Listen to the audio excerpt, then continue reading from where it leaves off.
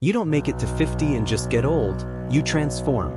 And the truth is, most people never really get there. They only accumulate years, but they are still stuck in the same versions of themselves that they carried in their 20s, in their 30s, sometimes even in childhood. But some few, they cross something invisible, a kind of silent break, a point where life is no longer about proving something to the world, and it starts to be about finally finding who you are.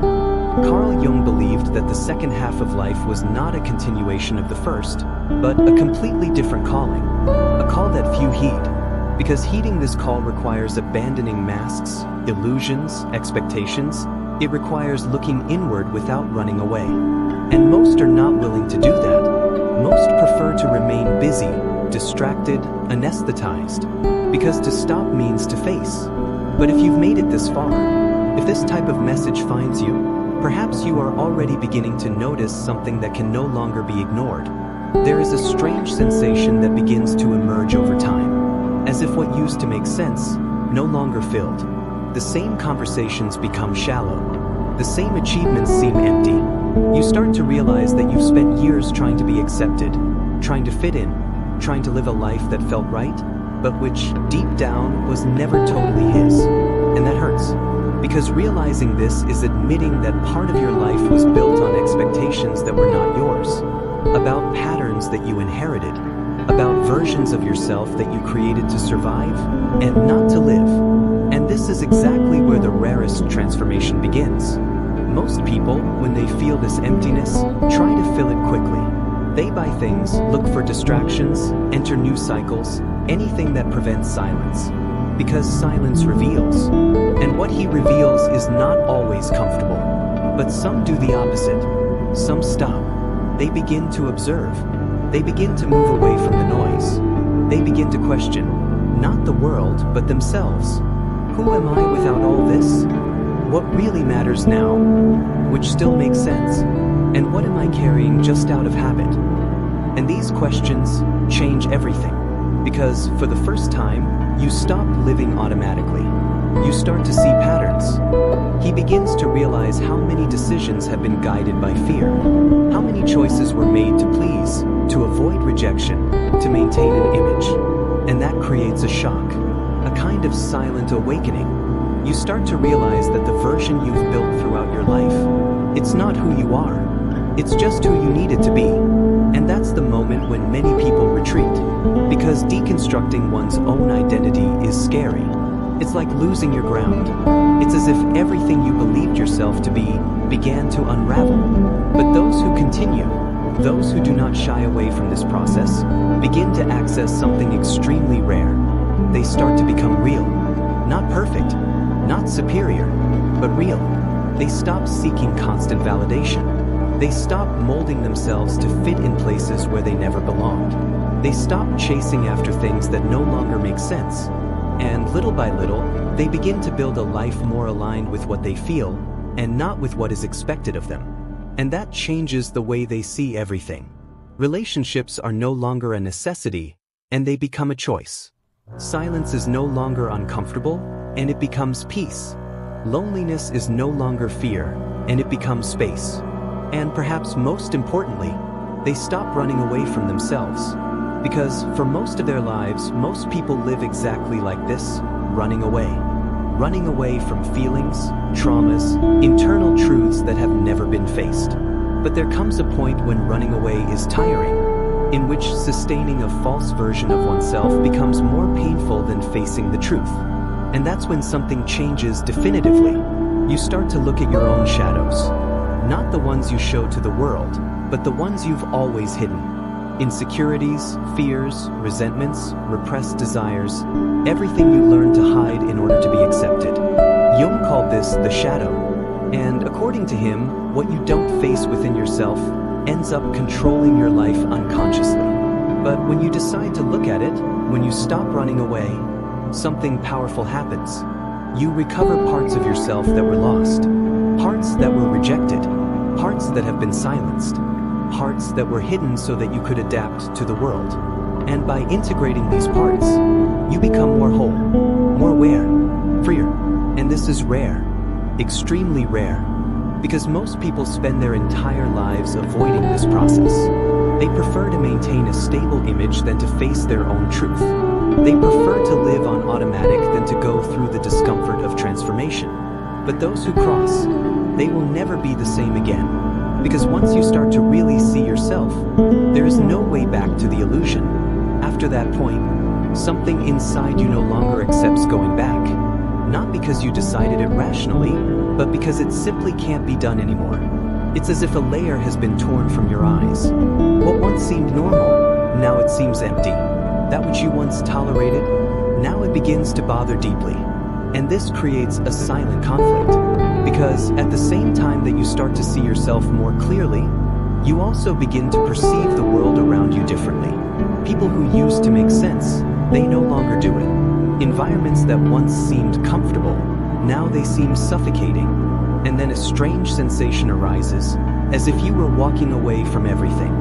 But actually, you are getting closer to yourself. Carl Jung called this process individuation, not as a pretty concept, but as a lonely path.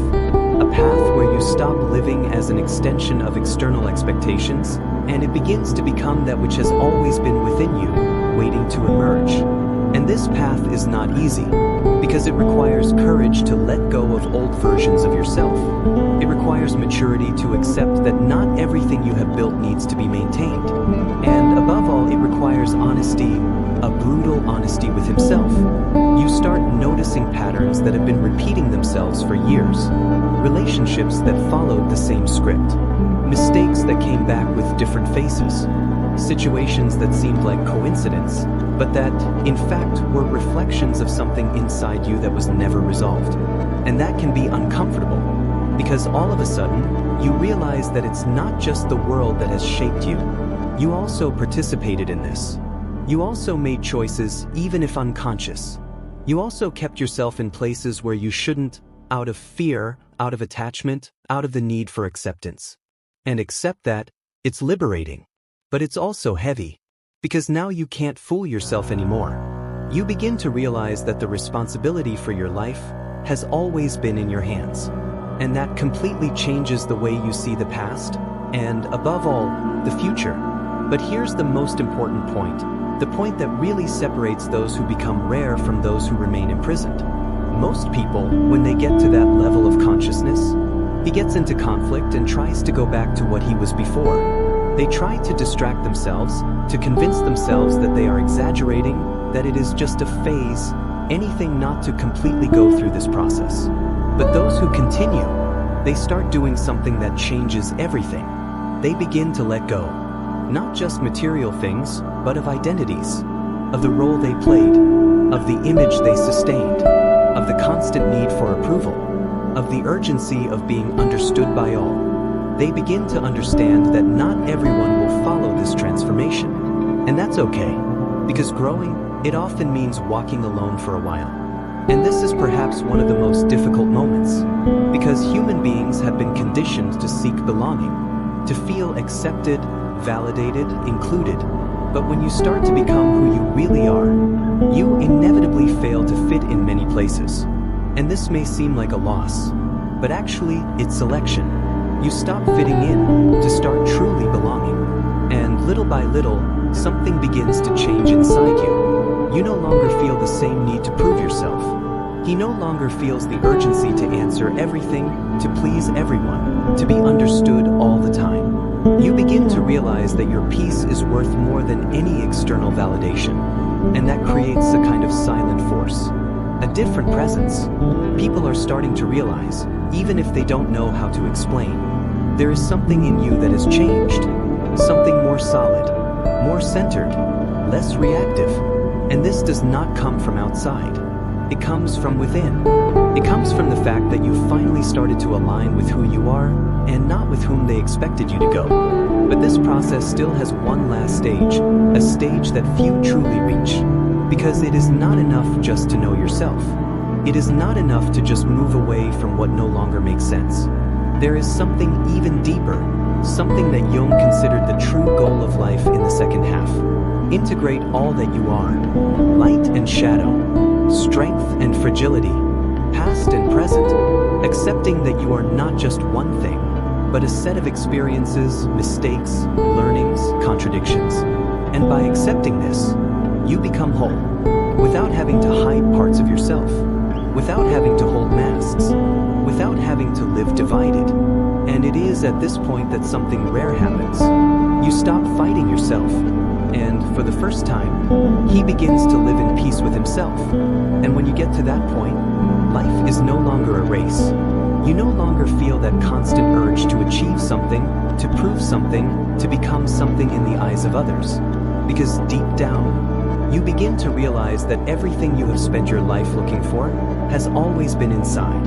But you couldn't see it, not while he was too busy trying to fit in, not while he was trying to live up to expectations that were never really his own, not while I was living a life that felt right, but that it was not true. And perhaps this is the greatest illusion that most people never realize. They spend their whole lives trying to build an identity without ever questioning whether that identity is real. And that's why so many people reach the end of their lives with a quiet void inside them, because they never allowed themselves to go through this process. They never stopped to look inside. They never had the courage to abandon what was comfortable, to find out what was true. But if you've come this far, he is no longer the same person. There is something in you that has changed. You may not be able to explain it clearly yet. Perhaps there are still doubts, fears, uncertainties. But one thing is certain. You can no longer go back to that old version of yourself. And this is the sign that you have begun to awaken. Because becoming this rare version after 50, it has nothing to do with age. It has to do with awareness. There are people who reach 50 and they are still in prison, stuck in the past, in the sorrows, in the stories they tell themselves, in the identities they built out of fear. And there are people who get there and finally they free themselves. They free themselves from the need for approval. They free themselves from comparison. They free themselves from the guilt of not being who they expected them to be. And they begin, for the first time, to truly live. No rush, no masks, no need to taste.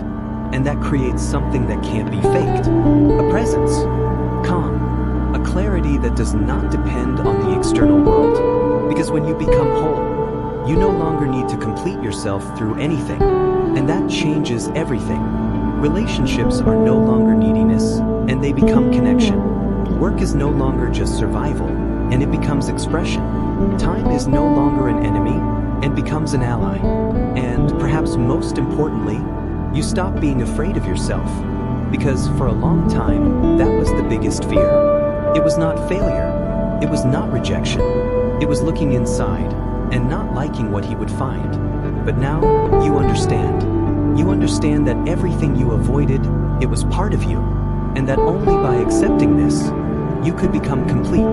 Carl Jung said that life really begins in the second half, not because something magical happens over time, but because finally you're ready to see, ready to accept, ready to become who you've always been, underneath everything he had to build to survive. And this, it is not common, it's rare, extremely rare. Because it requires courage to abandon the old, no guarantee of the new, courage to let go of identities that gave you security, but that prevented you from growing, courage to walk for a while alone, until you find a place where you truly belong. And few people choose this path, but those who choose, they become different, not because they are better, but because they are true. And in the end, maybe that's what really matters. Not how many achievements you've accumulated, not how many people have admired you, not how many times you were recognized, but if, at some point in your life, you had the courage to become who you really are. Because that's it, and only then, that you become truly rare.